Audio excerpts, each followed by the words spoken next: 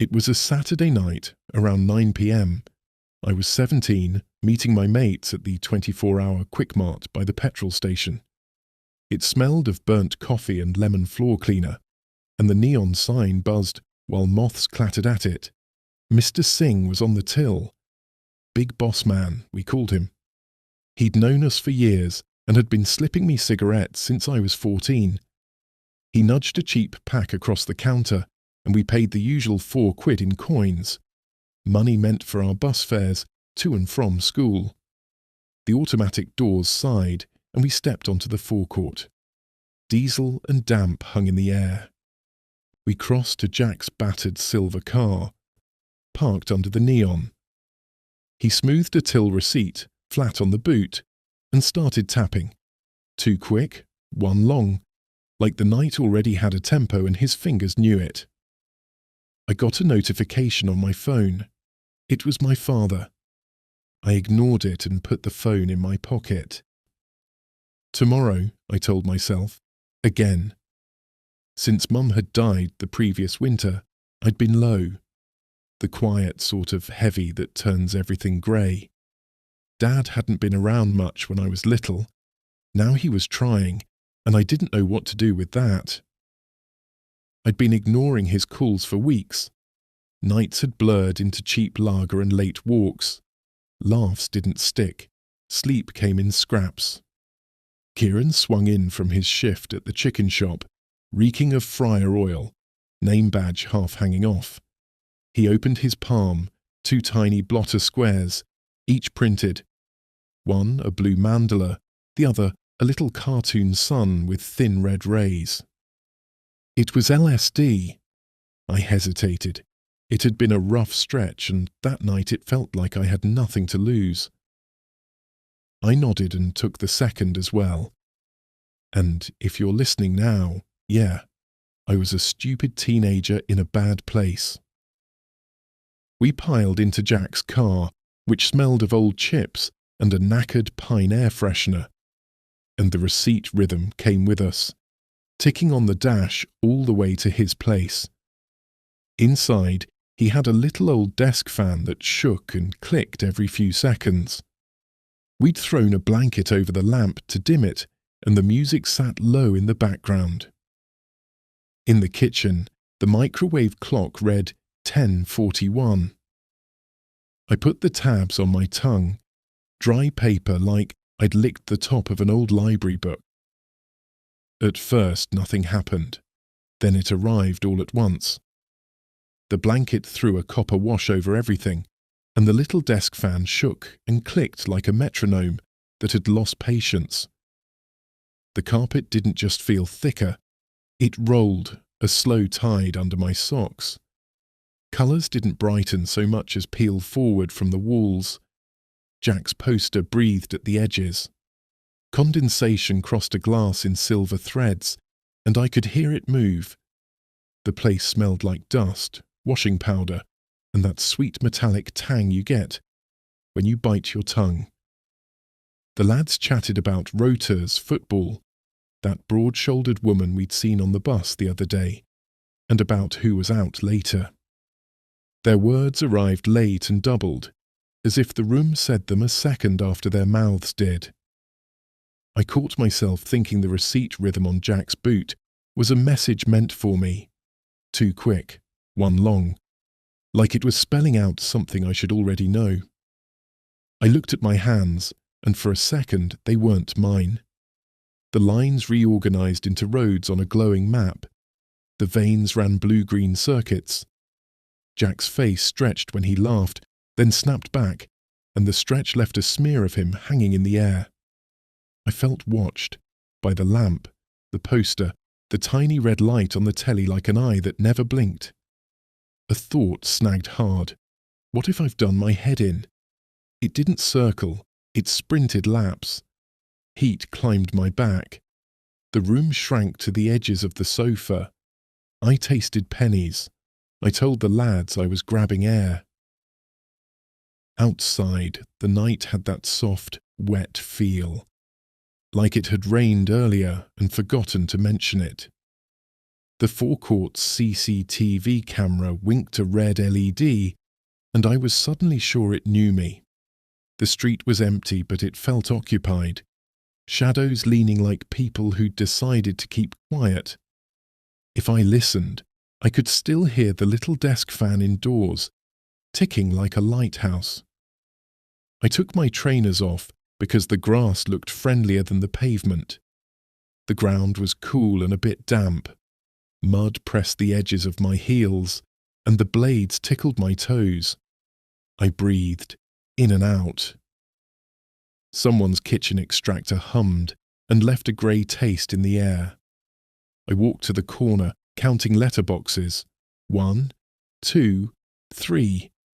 So my head had one job.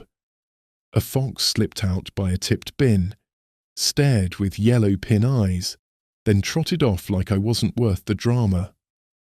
A crisp packet skittered along the curb. The receipt rhythm settled in my chest.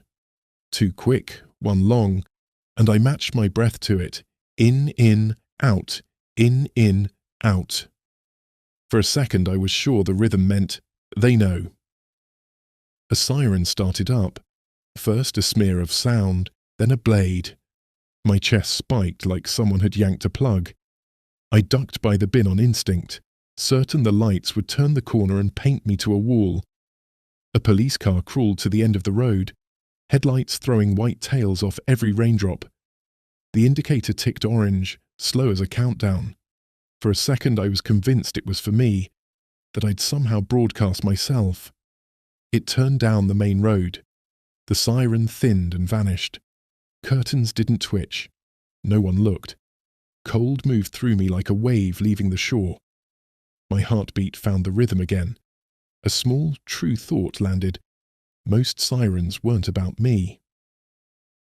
I lay back on the thin strip of grass by the curb. The tarmac beside me still held the day's heat and smelled faintly of a new tire. The sky was properly clear, the sort you forget we get.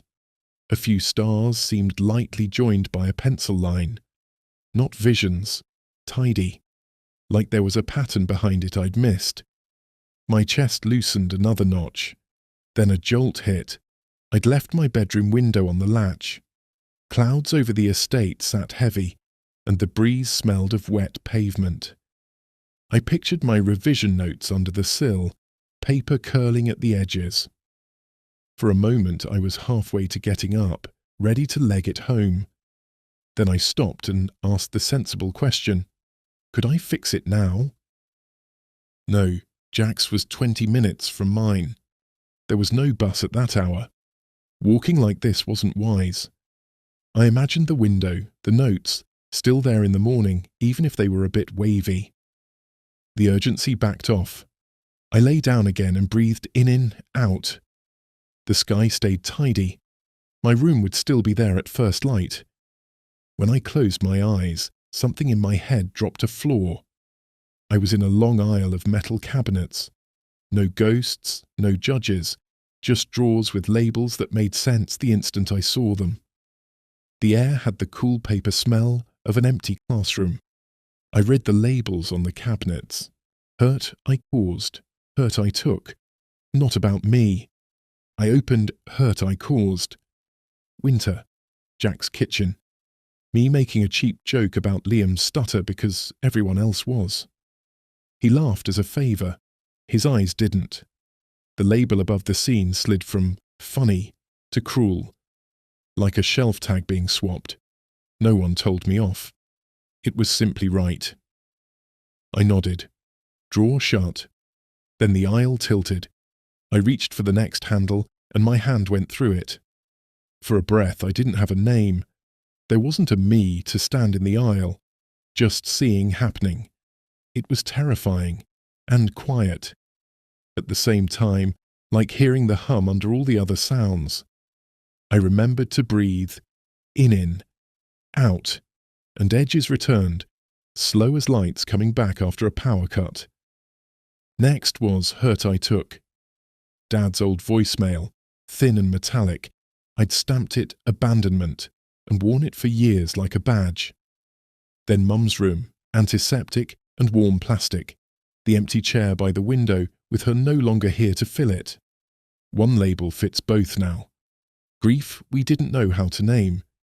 The facts don't change. I finally know what they are. I shut the drawer and opened Not About Me. Tonight's siren sat there blank until the words wrote themselves, for someone else. I saw the forecourt camera again, just a red dot doing a job, and the knot under my ribs found its zip. A sprinkler kicked on 2 gardens over. Ch-ch-ch. Exact, like a metronome daring me to keep time. The loop tried once more. You've broken your brain. You'll be like this forever. They're watching. You said the wrong thing. You are the wrong thing. I sat up too quickly. The night tilted and then righted itself. Fingers 10. Breath in, out. 4 rounds. Name 3 things. Lamppost, hedge. My shoelace, out loud. The loop loosened, then slipped off like a coat that didn't fit. Footsteps scruffed the pavement. Mrs. Carter from the next road appeared with her little dog in a high-visibility coat. She squinted, clocked me. You all right, love? Yeah, cheers, I said, as normal as I could. She nodded, satisfied, and got towed away by the dog. If I'd been in trouble, that would have gone differently. Ordinary proof I was fine. Kieran wandered up and sat without comment. He handed me a bottle of water that tasted faintly of lemon and warm plastic. We didn't force a chat. The quiet was decent. After a while I said, "Thought that siren was for me." He smirked. "It never is." A breeze lifted and the first spits of rain touched my face. Cool dots, far apart. The air picked up that soil smell, petrichor from science class. We sat through it, not enough to soak us, just enough to rinse the heat. Streetlights smeared on the wet tarmac. When it fattened into proper rain, we headed inside. The house had gone small and cozy. The little desk fan still ticked. The blanket light was orange and kind. Jack's kettle clicked and whirred. The tea he made was somehow perfect. Too much milk, no sugar, heat you could hold. A song we liked came on, and for a moment I was sure the verse was looping. I looked at the progress bar. It was moving. Time was in my head, not the track. Useful to know. We drifted between sofa and kitchen. I typed 2 words into my notes so I wouldn't lose them in sleep. Better labels. Then I put my phone down, before scrolling, pulled the rug from under me. By 5:12, the microwave declared morning, even if the sky hadn't. The rain had thinned to a hiss. I was tired, but lined up. Before I could talk myself out of it, I texted Liam. "I made that joke about your stutter last winter. It was cruel, I'm sorry. You don't have to reply." Send, no applause. The room just gained a bit of space. I stepped outside and rang Dad. He answered with a surprised, "Hello?" We talked for 9 minutes. Boiler, the neighbour's hedge, the scoreline. He said, "I know I wasn't there." And I said, "I know." And we left it there for now. No speeches. Just a call like people are supposed to have. When we hung up, there was a small square quiet in my chest that hadn't been there before. On the walk back to Quickmart, a bin had blown into the road. I stood it up and tucked it against a wall.